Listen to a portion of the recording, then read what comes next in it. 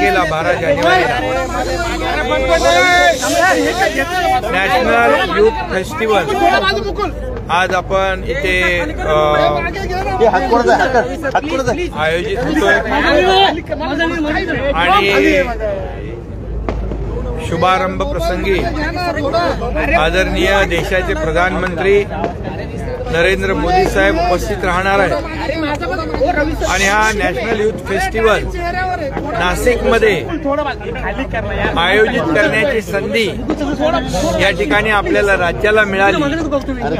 त्यासाठी मी केंद्र सरकारला मनापासून धन्यवाद देतो, आदरणीय प्रधानमंत्री महोदयांना आणि स्पोर्ट्स मिनिस्टर अनुराग ठाकूर यांनाही धन्यवाद देतो।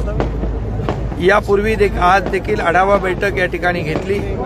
यापूर्वी देखील व्हर्च्युअल अनेक बैठका झाल्या, लोगोचं आणि मॅस्कटचं देखील ओपनिंग लॉन्चिंग झालं आणि त्या दिवशी देखील इथं एक कार्यक्रम झाला। जवळपास 20 कमिट्या आपण या ठिकाणी तयार केलेल्या आहेत। पूर्ण देशभरातून 8000 पार्टिसिपंट त्यांचा सहभाग होणार आहे। विविध राज्यातले तरुण या ठिकाणी येणार आहेत आणि त्या दृष्टीने या ठिकाणी 4 ठिकाणी हे इव्हेंट होत आहेत। इथे हा प्रमुख उद्घाटनाचा शुभारंभाचा इव्हेंट होईल। त्यानंतर आपल्या हनुमान नगरचं जे आहे महायुवाग्राम त्या ठिकाणी मोठ्या प्रमाणावर इव्हेंट होतील।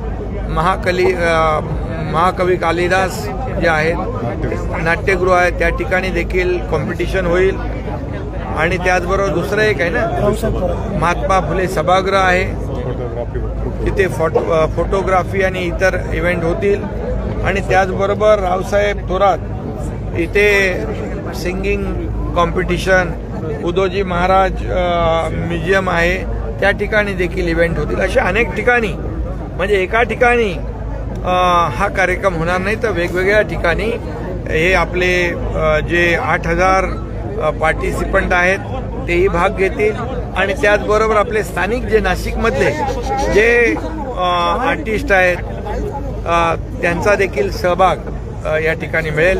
एक मोठा प्लॅटफॉर्म या यूथ फेस्टिवलमध्ये तरुणांना तरुणाईला देण्याचा हा प्रयत्न आहे आणि म्हणून त्याची आज आढावा बैठक या ठिकाणी घेतली होती।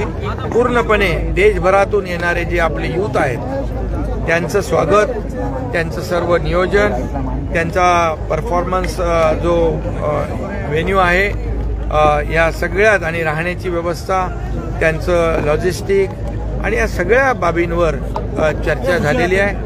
प्रशासन पूर्णपणे अगदी तयार आहे, पूर्ण व्यवस्थित त्याचं नियोजन केलेलं आहे आणि येणाऱ्या